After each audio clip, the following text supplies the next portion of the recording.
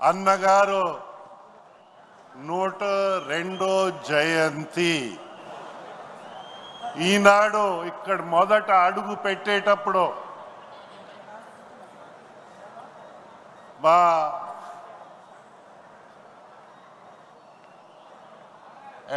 ఏమంటారు దాన్ని, మనకి ఎంటర్టైన్ చేసే పెద్దలు, పాటలు పాడే పెద్దలు ఈరోజు పాడిన పాట ఏంటంటే, చేతులెత్తి జై కొట్టు తెలుగోడా, గతం ఎంతో ఘనకీర్తి కలగోడా అని మన జాతీయ అధ్యక్షులు మిత్రులు పెద్దలు చంద్రబాబు నాయుడు గారికి, మా కుటుంబ సభ్యులు, వేదిక పైన ఉన్న కుటుంబ సభ్యులు, మన ముందు ఉన్న కుటుంబ సభ్యులు అందరికీ నా నమస్కారాలు తెలుపుకుంటా ఉన్నాను.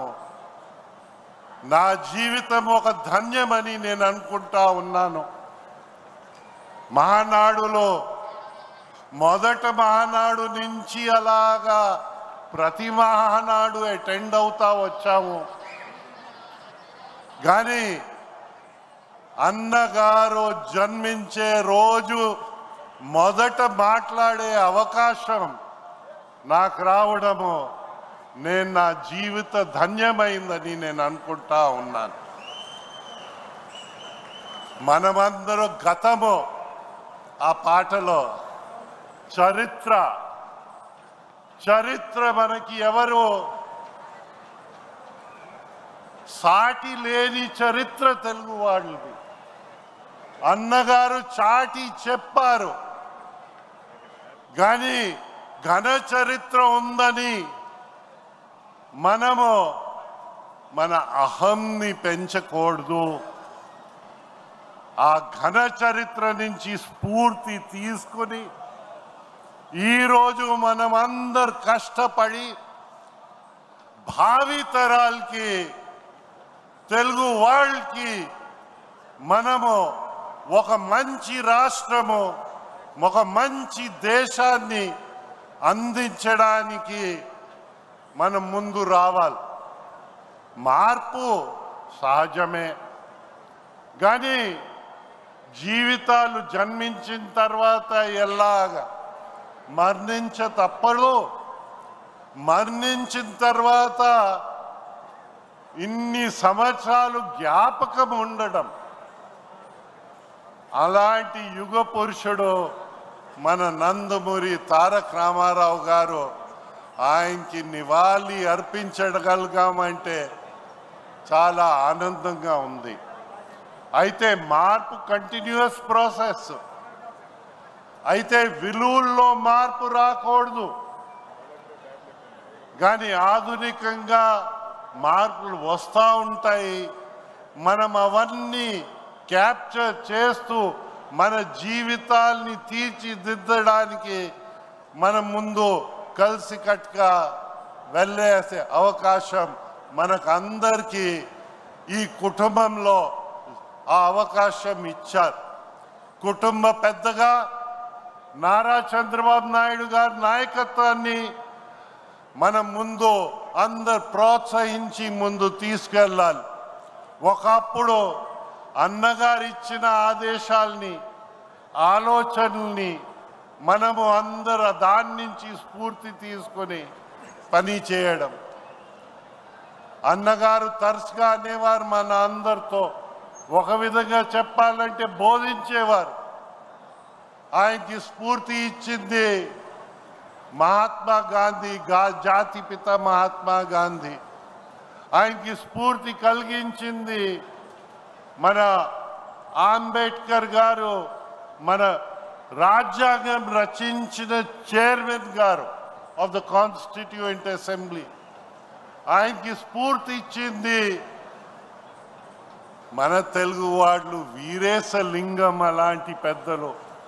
ఆయనకి స్ఫూర్తి ఇచ్చింది గుర్జాడ మహాకవి. అలాంటి మహనీయుల దగ్గర ఆయన స్ఫూర్తిగా తీసుకుని మనకందరికీ స్ఫూర్తిగా అన్నగారు నిలబడ్డం ఈరోజు మన అందరి అదృష్టమని నేను భావిస్తా ఉన్నాను. అలాంటి అదృష్టము మనకందరికీ లభించడం, ఇతరుల కోసం ఆ జెండా అన్నగారు పెట్టిన జెండా అది. ఆ పసుపు అంటే మనకి పుణ్యమైన రంగు, ఆ చక్రము శ్రమజీవుల కోసం, ఆ నాగలి రైతు కోసం, ఆ గుడ్సే మనకి అందరికీ తల దాచుకోవడానికి ఒక అవకాశం కలిగించాలి. ఆత్మ గౌరవంతో మనం అందరూ ఉండాలని ఆయన ఆకాంక్షించేవారు. ఆత్మ గౌరవం ఎప్పుడు వస్తుంది? మనం అప్రైట్గా ఉండి పని చేస్తేనే మన ఆత్మ గౌరవాన్ని పెంచిన వాళ్ళు అవుతాం. మనం నిర్భయంగా పని చేయగలిగితే మన ఆత్మ గౌరవాన్ని పెంచగలుగుతాము. అయితే అన్నగారికి ఛాలెంజెస్ అయితే రాలేదనుకుంటే పొరపాటు. మనం చూసాము ఈరోజు మనకి ఆపోజిషన్లో ఉన్న వాళ్ళని పైన ఎలాగ ఈడీలు ఇవన్నీ వాళ్తారో, లేని కేసులు పెడతారో, అన్నగారి పైన కూడా లేని కేసులు పడ్డాయి.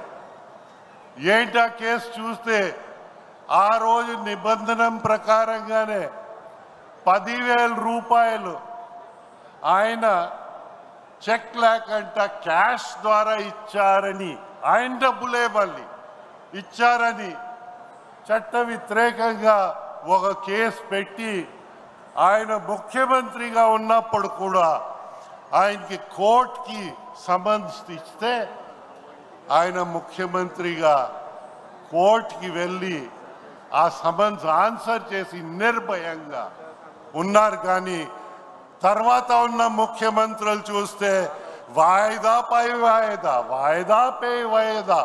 అది కూడా కేసు ఏంటి?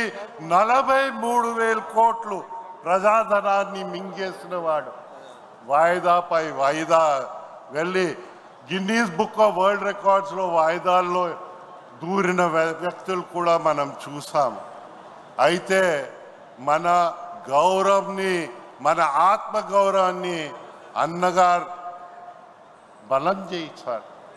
మన న్యాయ వ్యవస్థని ఆయన అవాయిడ్ చేయలే. మన చంద్రబాబు నాయుడు గారు ఎక్కడ ఫరార్ కాలే. ఆయన్ని కేసు లేకుండా జైల్లో 52 రోజులు పెట్టినా లొంగలేదు. కోర్టుకి సిగ్గు విడిచి ప్రభుత్వం ఆనాడు ఓ పిటిషన్ వేశారు. ఏంటంటే మా దగ్గర రుజువులు ఉన్నాయి, మీకు సమర్పించడానికి ఇంకా అదనపు టైం కావాలట. అంతవరకు చంద్రబాబు నాయుడు గారిని జైల్లోనే ఉంచాలని. ఇలాంటి ప్రభుత్వాలు మనం చూడలేదు. మన ఏంటంటే మన నాయకత్వం నిర్భయంగా ముందు వెళ్ళాలని అది అన్నగారు రుజువు చేశారు, చంద్రబాబు రుజువు చేశారు, ఇప్పుడు యువ నాయకులు కూడా రుజువు చేస్తున్నారని వారి చరిత్ర, వారి నడిచే తీరు చూస్తే మాలాంటి మనుషులకి ఆనందం వేస్తుంటుంది. మేము చేసిన పని మేము వెళ్ళిపోయిన తర్వాత మా కుటుంబాలు మమ్మల్ని మర్చిపోయిన తర్వాత కూడా మేము చేసిన పని నిలబడుతుందని ఆ ధైర్యము, ఆ నమ్మకము ఇలాంటి మహానాడుల ద్వారా 42 సంవత్సరాలు అన్న నందమూరి తారక రామారావు గారు మన పార్టీని స్థాపించిన తర్వాత కనిపిస్తున్నప్పుడు ఇంకా 100 సంవత్సరాలు ఇంకా పోయినా తెలుగు భాష, తెలుగు సంస్కృతి ఈ భూమి పైన ప్రపంచంలో ఉన్నంతసేపు తెలుగుదేశానికి ఒక జీవితం ఉంటుంది, ఒక బలం ఉంటుంది, ఒక ఆదరణ ఉంటుంది. ప్రజల కోసం పని చేస్తాము, ఆత్మ గౌరవానికి పెంచుతా పోతాము. ప్రపంచంలో ఎవరికంటే తక్కువగా తెలుగు వాళ్ళు ఉంటారని నేనైతే అనుకోను.